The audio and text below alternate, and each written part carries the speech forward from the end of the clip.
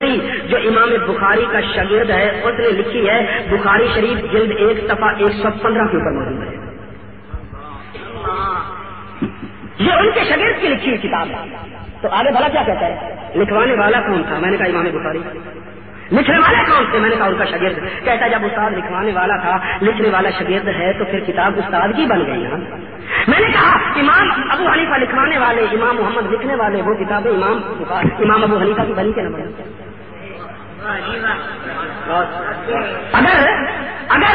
اگر امام بخاری کے شاگرد کو کتاب لکھوانے سے امام بخاری کی کتاب بن جاتی ہے، وہ امام بخاری کی کتاب بن جاتی ہے، تو امام ابو حنیفہ رحمہ اللہ کے لکھوانے سے اور امام محمد کے لکھنے سے وہ امام ابو حنیفہ کی کتاب اگر وہ نہیں بنتی تو یہ بھی نہیں بنتی، اور یہ بنتی ہے تو وہ بھی.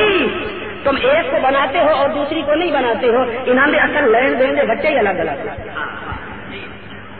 لمن دے بچے ہو تے دیون دے تے شعیب علیہ السلام دی قوم کے عذاب ہی سے واقعہ میں بچے دو رکھے. لمن دے ہو تے دیون دے. جب آپ سے مطالبہ ہوگا تو بخاری میں دکھاؤ، بخاری میں دکھاؤ، بخاری میں دکھاؤ، بخاری میں دکھاؤ. میں نے وہاں مانسیرے کے اندر 500 علماء کے اندر بات کی. میں نے کہا بخاری اور مسلم کے اندر بیٹھ کر پیشاب کرنے کی کوئی حدیث نہیں. دکھاؤ مجھے کہاں کھڑے ہو کر پیشاب کرنے کی حدیث تو بخاری مسلم میں آتی ہے، اور بیٹھ کر پیشاب کرنے کی حدیث بخاری میں. ایک غیر مقلد کتاب اٹھا کر لیا، دیکھو جی یہ تبرہ کا اللہ لبنتین نے حضور نے 2 اینٹوں کے اوپر بیٹھ کر تبرز فرمایا تھا. میں نے کہا کہ یہ پیشاب کی عربی نہیں آتی، پیشاب کو عربی میں بول کہتے ہیں. پوری بخاری میں بول کا لفظ مجھے دکھاؤ.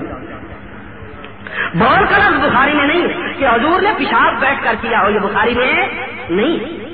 تو میں نے کہا کہ یہ کتاب بخاری کس نے لکھی ہے؟ ان کے امام بخاری کے شاگرد نے. اور شاگرد کے لکھنے سے استاد کی کتاب بن جاتی ہے کہ وہ لکھوانے والے ہیں. اور امام ابو حنیفہ رحمہ اللہ کی کتابیں جو ہیں، امام ابو حنیفہ رحمہ اللہ کی جو کتابیں ہیں، امام محمد کے لکھنے سے وہ ابو حنیفہ کی کتابیں بن جاتی ہیں. جی آپ کے امام نے یہ جو مسئلے لیے ہیں یہ کہاں سے لیے؟ میں نے کہا حدیث سے. تو اس وقت تو حدیثیں جمع نہیں ہوئی تھی. میں نے کہا جو لوگ نماز پڑھتے تھے بخاری کے جمع ہونے سے پہلے وہ نماز کس طرح ادا کیا کرتے تھے جب حدیثیں جمع ہی نہیں ہوئی تھی؟ یہ حنفی فقہ کا نام آپ نے حنفی کیوں رکھا؟ میں نے کہا آپ یہ کیوں کہتے ہیں یہ بخاری کی حدیث ہے؟ جس طرح آپ رواہ البخاری کہتے ہیں اسی طرح ہم کہتے ہیں کہ یہ فقہ حنفی کا مسئلہ ہے. ہم اس طرح کہتے ہیں کہ یہ کس کا مسئلہ ہے؟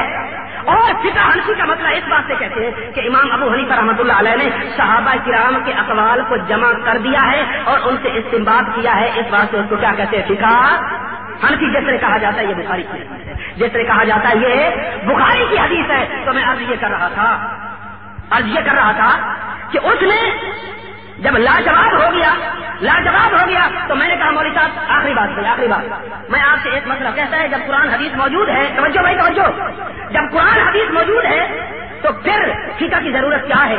میں نے کہا ضرورت ہے. کہتا ہے نہیں ہے. میں نے کہا ہے. کہتا ہے نہیں ہے. میں نے کہا ہے.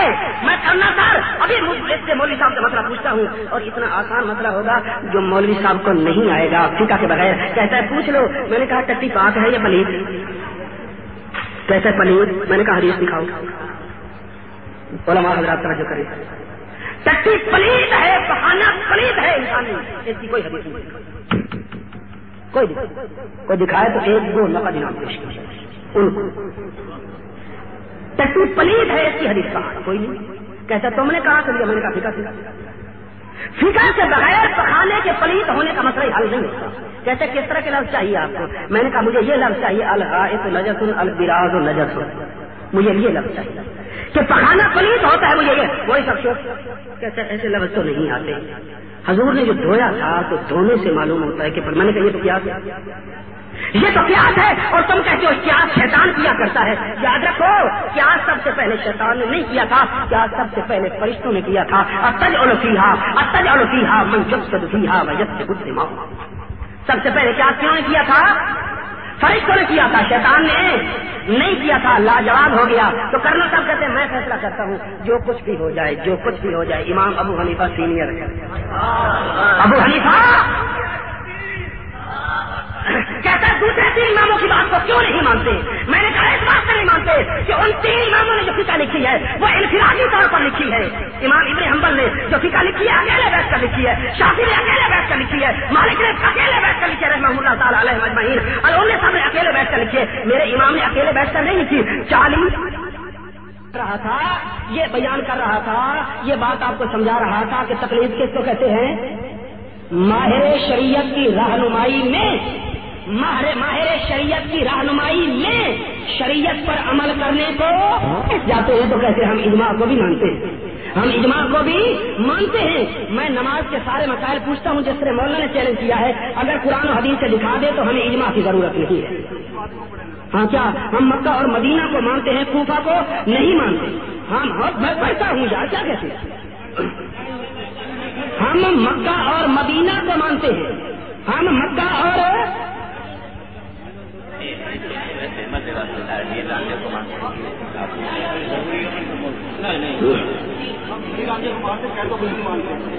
ہم مکہ اور مدینہ کو مانتے ہیں, کوفہ کو.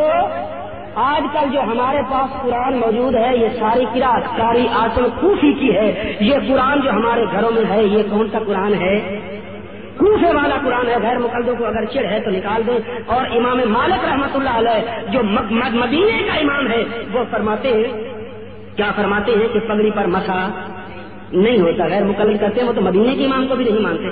نبی کریم صلی اللہ علیہ وسلم, میں نے حدیث پڑھی تھی خطبے کے اندر, کسی کو یاد ہو کہ نبی پاک علیہ السلام کے سر پہ امامہ مبارک ہے اور امامے کو اوپر اٹھایا وضو کے اندر اور سر کا مسا کر کے امامہ اوپر رکھ دیا. حضور یوں امامہ اتار کر نیچے بھی رکھ سکتے تھے, لیکن پیغمبر اتنا بھی برداشت نہیں کرتے کہ اتنی دیر ننگے سر رہ جائیں, اتنی دیر پیغمبر ننگے سر رہ جائیں. نبوت کو یہ بھی برداشت نہیں ہے. اور یہ امام صاحب دا ننگا بودا چشمے والا بوجھ, بکھری داڑھی بکریاں شکلا پا کے جس کو چھوٹے چھوڑا کیوں پڑے اہل حدیث میں ابن واقعہ کیوں بولا میں جھوٹ. آگے کہتے ہیں کہ ہم ہیر رانجھا کو مانتے ہیں, قیدو کو نہیں مانتے. کیوں بڑے مسیر لگ جائیں؟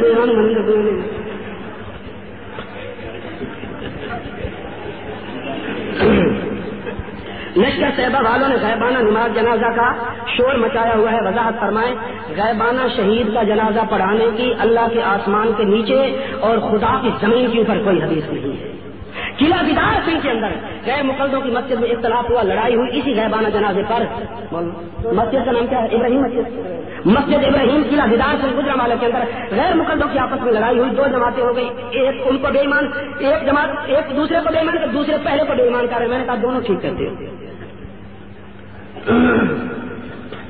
غیر مقلد کہتے ہیں کہ تمہارا یہ عقیدہ ہے کہ قیامت میں فرقے ہوں گے, ان میں سے ایک فرقہ جنت میں جائے گا. وہ فرقہ کون سا ہوگا؟ حنبلی, مالکی, شافعی یا حنفی؟ یہ کون سا ہوگا؟ غیر مقلدوں کا نام کہیں ہے نہیں ہے نا. کون جائے گا جنت میں؟ نبی کریم صلی اللہ علیہ وسلم نے فرمایا من یعش منکم فسیرا اختلافا کثیرا, میرے بعد بڑے بڑے اختلافات ہوں گے. فعلیکم بسنتی وسنت الخلفاء الراشدین والمہدیین. حوالہ بھول گیا, خلفائے راشدین المہدیین. یہ کتاب طریق محمدی میرے ہاتھ میں ہے. یہ طریق محمدی محمد جوناگری غیر مقلد کی لکھی ہوئی ہے. اس کے صفحہ نمبر 78 کے اوپر, اس کے صفحہ نمبر 78 کے اوپر محمد جوناگری لکھتا ہے. کیا لکھتا ہے؟ کہتا ہے کہ آؤ سنو, بہت سے صاف موٹے موٹے مسائل ایسے ہیں کہ حضرت فاروق اعظم نے ان میں غلطی کی. عبارت دیکھ سکتے ہو, موٹے موٹے مسائل میں جب فاروق اعظم غلطی کر سکتے ہیں تو چھوٹے مسائل تو بے شمار ہوں گے جو غلطی کرتے ہیں. نبی کریم صلی اللہ علیہ وسلم کے سامنے بیٹھ کر فاروق اعظم جو بات اپنی زبان سے نکالتے ہیں خدا کا قرآن بن کر اتر آتی ہے. خدا کو اتنا اعتماد ہے اور نبی کو اتنا اعتماد ہے اور اس کو اتنی بے اعتمادی ہے, ایسے رافضی کو ہم حضرت عمر کے بارے میں لکھتا ہے. آگے اسی طریقے محمدی کے اندر, اسی طریقے محمدی کے اندر لکھتا ہے صفحہ نمبر 261 پر. توجہ کرنا مزہ, توجہ کرنا. کیا کہتا ہے برادران؟ یہ صفحہ نمبر 261 طریقے محمدی کا کہتا ہے, برادران, حضرت ابو بکر صدیق رضی اللہ تعالیٰ عنہ, حضرت عمر فاروق رضی اللہ تعالیٰ عنہ, حضرت عثمان غنی رضی اللہ تعالیٰ عنہ, حضرت علی مرتضیٰ رضی اللہ تعالیٰ عنہ, قطعاً اپنی اپنی خلافت کے زمانے میں صحابہ کے دونوں معنوں کے لحاظ سے اولو الامر تھے، لیکن باوجود اس کے اولو الامر تھے چاروں، لیکن باوجود اس کے نہ تو کسی ایک صحابہ نے کسی ایک کی تقلید کی، نہ کوئی ان کی طرف منسوب ہوا۔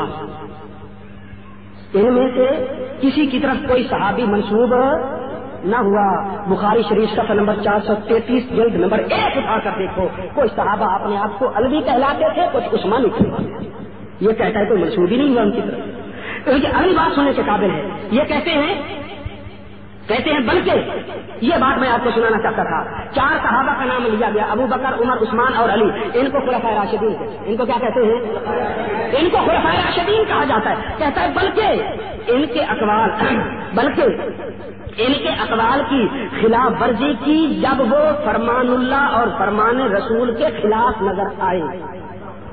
نہیں سمجھی بات آپ نے؟ صحابہ نے ان چاروں کی خلاف ورزی کی جب یہ قرآن اور حدیث کے خلاف نظر آئے۔ یہ چاروں قرآن حدیث کے خلاف کام کرتے رہے اور صحابہ ان کی مخالفت کرتے رہے۔ یہ چاروں صحابہ فرمان اللہ اور فرمان رسول کے خلاف کرتے رہے۔ خدا کی قسم پوری کائنات میں سے کوئی ایک بھی شخص نہیں ہے جس کو یہ معتبر سمجھتے ہوں۔ ہر غیر مقلد اپنے آپ کو معتبر سمجھتا ہے، پیغمبر کے خلفائے راشدین کو بھی معتبر نہیں سمجھتا، اور پیغمبر کو اتنا اعتماد ہے، حضور فرماتے ہیں من یعش منکم فسیرا اختلافا کثیرا، جب اختلاف نظر آئے فعلیکم بسنتی وسنت الخلفاء راشدین۔ حضور فرماتے ان کی مانو، نجدی کہتا ہے ان کی نہ مانو، یہ کہتا ہے ان کی نہ مانو۔ یہ رکا تھا، بڑے لمبا بیمار ہے، لمبا رکا۔ غیر مقلدین حنفی حضرات اور امام ابو حنیفہ کو مشرک کہتے ہیں۔ امام ابو حنیفہ کو میرے امام کی فقہ میں لکھا ہوا ہے کہ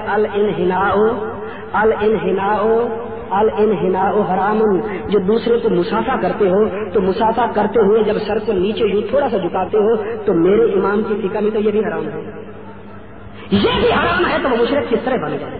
جو میرے امام کو مشرک کہتا ہے وہ خود مشرک ہے۔ ہماری مساجد سے، جبکہ یہ حضرات بعض غیر مقلدین ہماری مساجد سے چندہ کرتے ہیں، جبکہ ان کی غیر مقلدین کی مساجد سے احناف حضرات کی کتنی جماعت تنظیم کی یا مدارس کے چندہ نہیں کرنے جاتے۔ غیر مقلد علمی اعتبار سے بھی ہمارے محتاج ہیں۔ ہمارے علماء دیوبندی قاری اور دیوبندی مولوی غیر مقلدوں کے مدرسے میں پڑھاتے ہوں گے، لیکن کوئی غیر مقلد ہمارے مدرسے میں پڑھاتا ہوا آپ کو نظر نہیں آتا، کوئی دکھاتا۔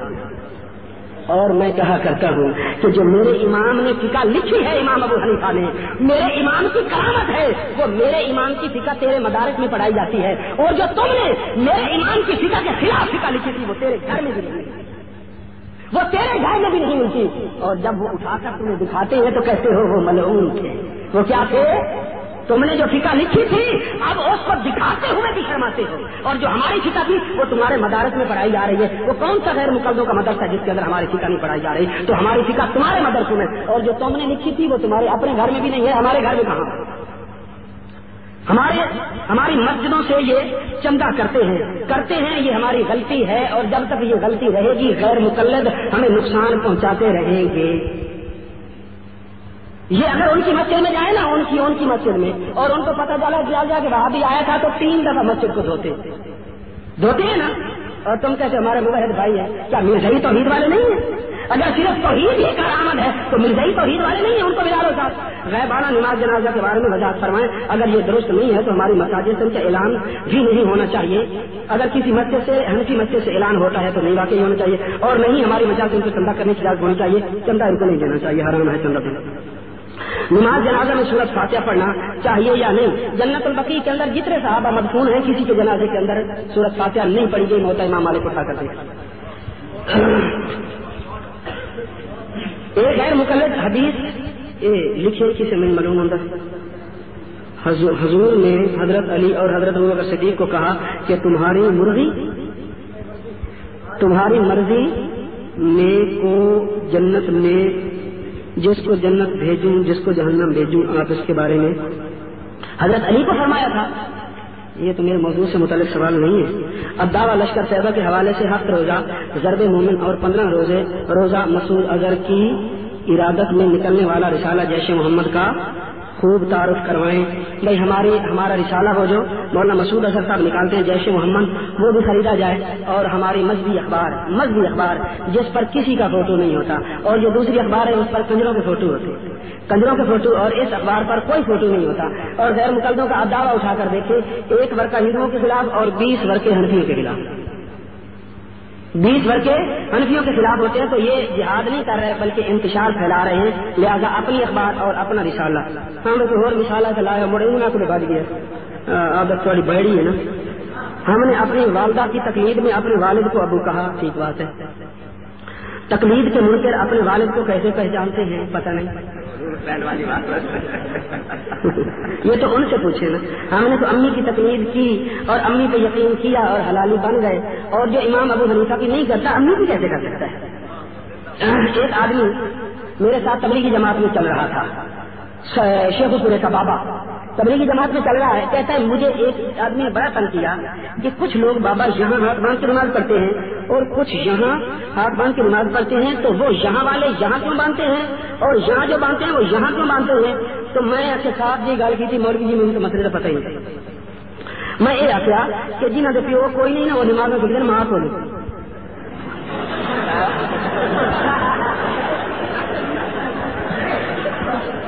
جنہوں کا باپ کوئی نہیں نا اور نماز سیکھتے ہیں ماوا کو, ماوا پھر ای نہیں سکھاؤنی اور کہیں سکھاؤنی ای سکھاؤنی انہیں. تو جنہوں کا پیو جی پردیاں وہ نہیں سکھاونی ہے, جہاں جن کا پیو ہے وہ پیو کو سیکھتے پیو ای سکھاونی یہ فرق ہے. جہاں ایسا بچی کھڑو تو انہیں سمجھا پیو کو نہیں. جو صحابہ کو معیار حق نہ سمجھے, چاہے ہاتھ باندھ کر رفع یدین کرے چاہے چھوڑ کر رفع یدین کرے, وہ کون ہے؟ رافضی. وہ کون ہے؟ رافضی. جو صحابہ کو بکواس کرے تو رافضی, اور اگر تابعی کو بکواس کرے تو وہ کون ہے؟ گمراہ. وہ کیا ہے؟ جو تابعین کو بکواس کرے وہ گمراہ ہے. لیا مثال ہے, یہ خطیب تھکنے والا نہیں. میں نے اکاڑ بھی ہاتھ لگے ہوئی لایا شاباش. دوئی باری موڑ سدا نا